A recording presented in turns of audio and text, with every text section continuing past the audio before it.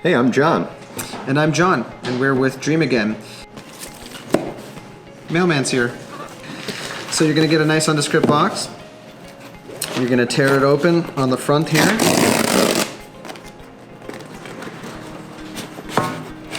And you pull it out and you'll see, Better Sleep starts here. And there's our nice little owl there. Don't you love that sleepy little owl? So you get a couple of pieces of information on the top of the box here. You'll get a return shipping label, so shipping is no cost to you, and you'll get some written instructions here. If you go to dreamagain.com/setup, you'll actually see some written instructions there, and also probably this video. So what you want to do first is take the lid off of the case, save this for returning the device, and you'll see your home sleep test nicely packaged in here. And first thing you're going to want to do is take the device out of the box, like so. You'll see there's a blue belt that's already connected to the device on one end. This is what's called your respiratory effort belt. There's a loosely woven wire through the middle of this belt that, once it's around your rib cage and the device is sitting in place properly, is going to record your movement in your rib cage as you breathe or as you don't breathe, if you are an apneic patient. So you're going to want to take this out and wrap the blue belt around your rib cage and plug it into the other side of the device. You want to make sure that the belt is nice and snug and that the device is not going to slide down your chest. So if it needs to be up a little higher, adjust it accordingly so it feels like it's not going to move in place. You can lift your arms and put them back down, and if it doesn't move at all, you'll know that it's seated well. So if I needed to adjust the belt, John, how would I go about doing that? It's a good question. And you may want to unplug the device again as you're doing that. And on one side there's a little white latch. You'll see that. You open that up and you can pull the belt through and tension it that way. Move that slack throughout the whole belt so that you've got the slack evenly distributed. And then slide that back around your ribcage there. The next thing you're going to do is take the bag out of the left-hand side of the box, and this is your nasal cannula. You'll get a brand new one. You'll rip it open, and you'll see there's a little connector end here. You'll want to twist that into the top of the device. I also forgot to mention that once you plug the belt into the device on both sides, that turns the machine on. So you won't have to turn it on, but you will see some lights cycle on the top of the device.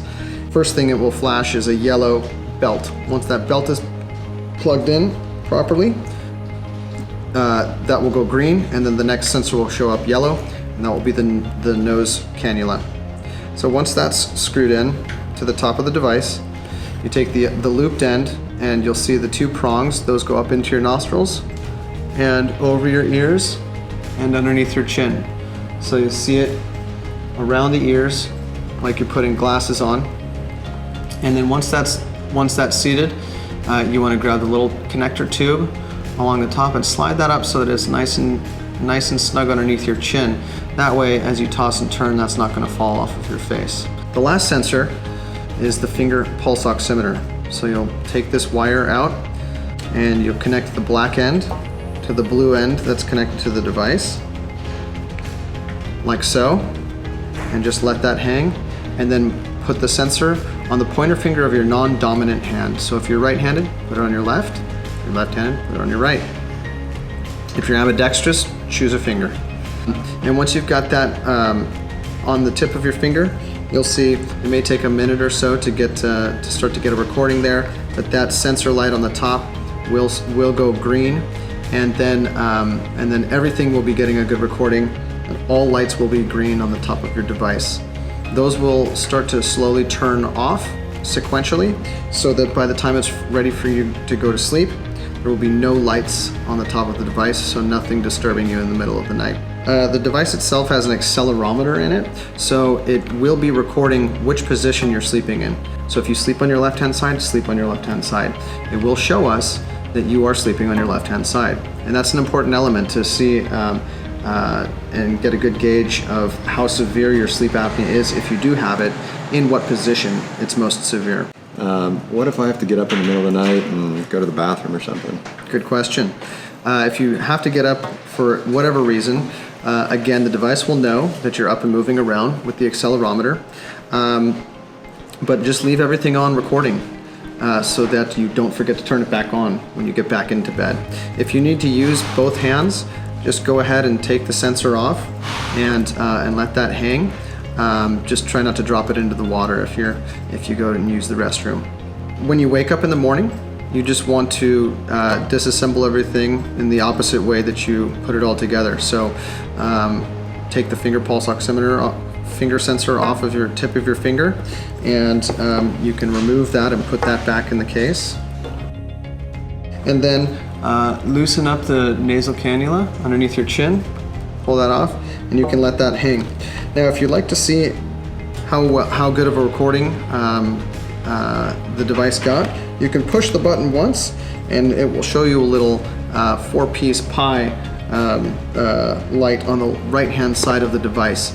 If all 4 pieces are green, or if 3 pieces are green, that'll tell us that we've got a decent study. Anything less than half will indicate a need to do another night study. When disassembling this, you want to just unplug the belt, and the device itself will turn off after 30 minutes once the belt is unplugged. So you can leave it like that and put it back in the case, or you can push and hold the power button on the front until the lights turn off, and that will turn itself off as well.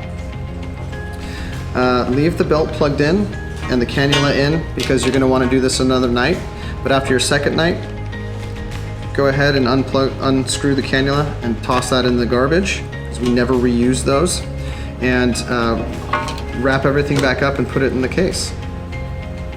So if I'm sleeping with the device and I notice that the yellow lights are blinking on it and I wake up in the middle of the night, what does that mean? Well, if there's a yellow light blinking, it will be an indicator that one of the sensors is not getting a good recording. And there are individual lights for each sensor, so you'll just want to look at the top of the device.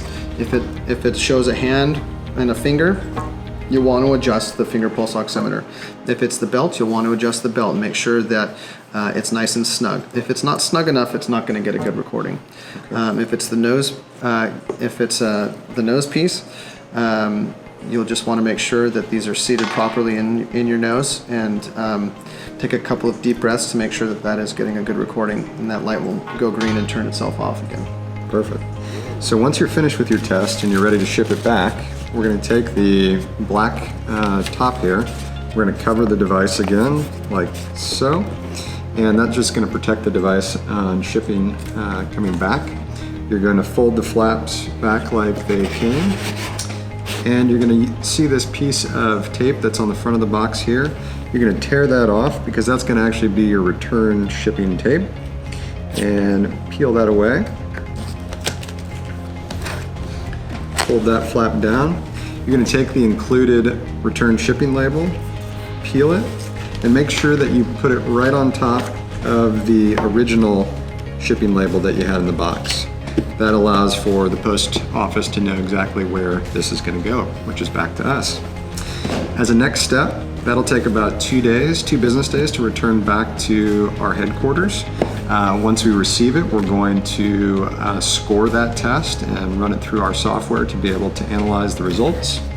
We're then going to have one of our sleep doctors interpret that report and get your sleep report ready for your consultation. So you'll receive an email as soon as your report's generated. That'll prompt you to choose a time that works best for you to meet with your provider. And that'll get you on your way to setting up your video-based consultation with your medical provider. What you can expect in that consultation is you're going to have access to your sleep test and interpreted report, and they're going to walk you through all the details of your home sleep test. They're also going to walk you through an analysis and an interpretation to determine whether you actually have sleep apnea or not. If you do, they're going to write a prescription for you and get you on to exploring what your options are for ongoing therapy with Dream Again. John, what happens if we get the device back and we don't have good data from those studies? Yeah, that's a really important point. So if you don't have great data on your device, we're going to actually ship you back another device free of charge, and we're going to have you repeat that test over again. So that really emphasizes the importance of making sure, as John pointed out during the demo, once you finish a night's sleep, push that button once on the front of the device and make sure you have 3 or 4 of those green pie slices showing on the right-hand side of the top of the device. If you have anything less than that, you're going to need to repeat the test and make sure you see that you've got at least 3 or 4 of those pie slices there. If you have any questions about that, we're available to you. Just reach out to us with the information that is included in the box, and we'd be happy to walk you through it. So I think that concludes our home sleep test. I think so. Step 2 done. Step 2 done, and you're on your way to optimizing your night so you can conquer your day. Oh yeah. Great sleep changes everything. Thanks, everybody.